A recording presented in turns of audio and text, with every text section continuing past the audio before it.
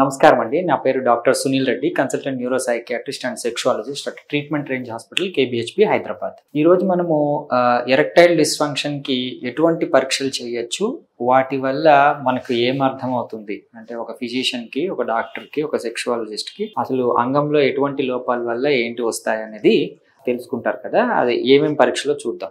Actually wide variety of పరీక్షలు అంటే ఈ డయాగ్నోస్టిక్ మెథడ్స్ ఉన్నాయి. యూజువల్లీ ఎరెక్టైల్ డిస్ఫంక్షన్ కి సెల్ఫ్ డయాగ్నోసిస్, వాళ్ళే అంగస్తంభనని పరీక్షించుకొని అయ్యో నేను ఎరెక్టైల్ డిస్ఫంక్షన్తో బాధపడుతుంటారని వస్తుంటారు. బట్ టు కన్ఫర్మ్ ఎక్స్పర్ట్ ని కలిసినప్పుడు దానికి ఎటువంటి పరీక్షలు ఉంటాయో చూద్దాం. యాక్చువల్లీ అంగం స్తంభించడానికి ఏంటి అంటే మనకు నర్వ్స్, బ్లడ్ వెజల్స్,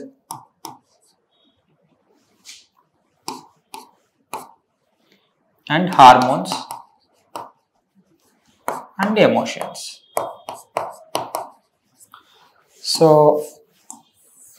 ఈ మూడు నర్వ్స్ అంటే మెదడు నుంచి అంగానికి సప్లై అయ్యే డైరెక్ట్ నర్వ్స్.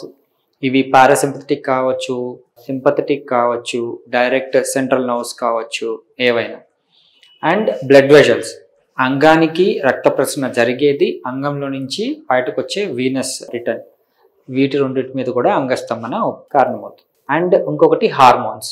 అంటే ఈ హార్మోన్స్ ఏంటి అంటే మగతత్వానికి సంబంధించిన హార్మోన్స్ ఏవైతే ఉంటాయో అవి సిగ్నల్స్ పాస్ చేయడానికి hormones. And emotions, sexual Dzire కానివ్వండి, ఆలోచనలు కానివ్వండి, ఈ సెక్షువల్ యాక్టివ్ కావాల్సిన అవసరమైన ఎమోషన్స్ కానివ్వండి, ఇవన్నీ ఎమోషన్. వీటిని పరీక్షించడానికి అఫ్ కోర్స్ మనము హార్మోన్స్ పరీక్షలు ఈజీగా చేసుకోవచ్చు. అందరికీ testosterone level, serum testosterone levels అంటాము. ఇది ఫ్రీ టెస్టోస్టెరాన్స్, టోటల్ టెస్టోస్టెరాన్స్ అండ్ యాక్టివ్ టెస్టోస్టెరాన్స్, ఇవి రకరకాలు ఉంటాయి. అవి మనం పరీక్షించి తక్కువ ఉందా ఎక్కువ ఉందా చూసుకుని దాన్ని హార్మోనల్ రీప్లేస్మెంట్ థెరపీ ద్వారా దాన్ని ట్రీట్మెంట్ చేసుకోవచ్చు. ఈ ఎమోషన్స్ అనేటివి ఆబ్వియస్ గా స్ట్రెస్, ఒక సైకాట్రిస్ట్ ఎగ్జామిన్ చేసినప్పుడు అతను స్ట్రెస్ లో ఉన్నాడా లేదా, యాంగ్జైటీ ఉందా, డిప్రెషన్ ఉందా అనేది వాళ్ళు అడిగే క్వశ్చన్లు, వాళ్ళ ఇంటరాక్షన్స్ ని బట్టి, వాళ్ళ ఆన్సర్ ని బట్టి, వాళ్ళ ప్రవర్తనని బట్టి ఒక ప్రొఫెషనల్ అనే వాళ్ళు గుర్తుపడతారు. ఈ బ్లడ్ నర్వ్స్ ఏంటి అంటే నర్వ్స్ సంబంధించి ఇప్పుడు మనం పెద్దవాళ్ళు అరే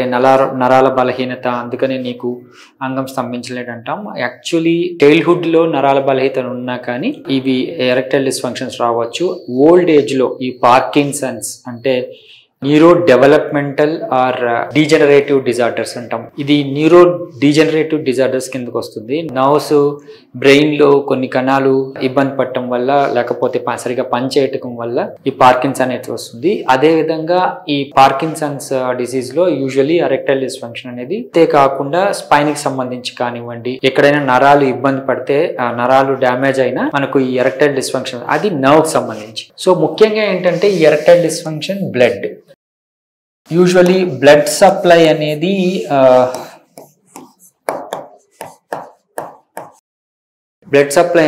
వన్ ఆఫ్ ద అంటే major cause for erectile dysfunction. ఈ బ్లడ్ సప్లైకి రకరకాల అంటే అంగానికి బ్లడ్ సప్లై ఉందా లేదా అని పరీక్షించడం సెల్ఫే కాకుండా, డాక్టర్లు పరీక్షించడమే కాకుండా రకరకాల టెస్టులు ఉన్నాయి.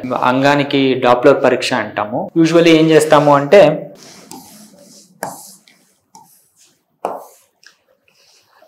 అంగము మామూలు సుప్తావస్థలో అంటే మెత్తగా ఉన్నప్పుడే ఒక ఇంజెక్షన్ ఇస్తారు.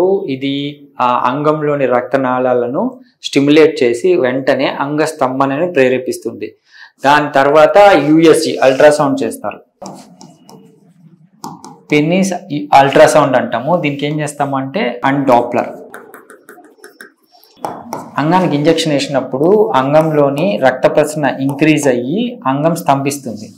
సో అంగం స్తంభించిన తర్వాత దానికి అల్ట్రాసౌండ్ ఒక ప్రోబ్ పెట్టి అంగానికి పరీక్ష చేస్తారు. సో అక్కడ ఏం తెలుస్తుంది అంటే అంగంలో రక్త ప్రసరణ సరిగా ఉందా లేదా, ఎక్కడన్నా బ్లాకేజెస్ ఉన్నాయా అని అర్థమవుతుంది. బేసికలీ ఇది ఎప్పుడు చేస్తాము అంటే అసలు ఎప్పుడు అంగం స్తంభించకపోయినా అతను ఫస్ట్ నుంచి అంగస్తంభన సరిగా లేదు అనుకున్నప్పుడు ఇలాంటి కొద్ది పెద్ద టెస్టులు చేసి అసలు ఎక్కడన్నా బ్లాకేజెస్ ఉన్నాయా అని చూసుకుంటాం. ఇంకొకటి పెన్నీస్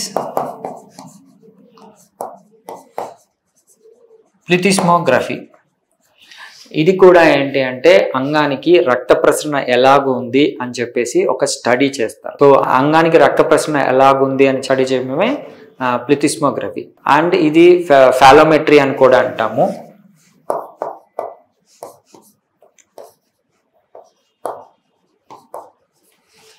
ఫాలోమెట్రీ అంటే కూడా అంగానికి రక్త ప్రసరణ ఎలాగుంది అని స్టడీ చేయటం. బేసికలీ అంగానికి రక్తం తీసుకుపోయే ధమనులు, అంగంలో నుంచి రక్తం వెలుపకి తీసుకొచ్చే వీనస్ డ్రైనేజ్ ఎలాగుందో అనేది ఈ స్టడీస్ ద్వారా జరుగుతాయి. దీంట్లో ఎక్కడైనా బ్లాకేజెస్ ఉన్నా, సరిగ్గా పనిచేయకపోయినా, కవాటాలు సరిగ్గా మూసుకోకపోయినా మనకు ఎరెక్టైల్ డిస్ఫంక్షన్ వచ్చే ఛాన్సెస్ ఉన్నాయి. సో ఇవి ఇలాంటి పరీక్షలే కాకుండా మనకు అంగస్తంభనకి కావాల్సిన ఈ హార్మోన్స్ ఇష్యూస్ కానీ, సైకియాట్రిక్ ఎమోషనల్ ఇష్యూస్ కానీ, ఈవెన్ నర్వ్స్ ఇష్యూస్ కానీ మనం పేషెంట్ని క్లియర్గా ఎగ్జామిన్ చేస్తేనే అర్థమైపోతుంది. మనకు అర్థం కానప్పుడు బేసికలీ మనము ఇలాంటి టెస్ట్లకి మనం ప్రిఫర్ చేస్తాం. సో ఈ టెస్ట్ల ద్వారా మనకి ఏమర్థం అవుతుందంటే రక్త సరఫరా తగ్గుతుంది. సో రక్త ప్రసరణ తగ్గిన దానికి మనము ట్రీట్మెంట్ ఏంటి అంటే extracorporeal low intensity shock wave therapy. So ఇది ఏం చేస్తుంది యూజువలీ, సో అంగానికి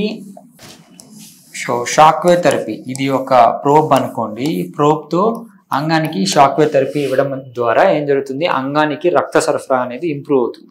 ఏ విధంగా అంటే అంగానికి సప్లై చేసే ధమనులు కానీ, అంగం నుంచి బయటికి రక్తం తీసుకునే వీనస్ డ్రైనేజ్ సిరలు కానీ స్టిమ్యులేట్ అయ్యి కరెక్ట్గా పనిచేయటం కానీ, బ్లాకేజెస్ ఉండే ఇబ్బంది పడకుండా తీసేయటం కానీ జరిగి అంగానికి రక్త సరఫరా ఇంప్రూవ్ అవుతుంది. దాని ద్వారా వాళ్ళ ఎరెక్టైల్ డిస్ఫంక్షన్ ని కరెక్ట్ చేయొచ్చు. సో ఇది యూజ్ చేసుకోగలరు. Thank you.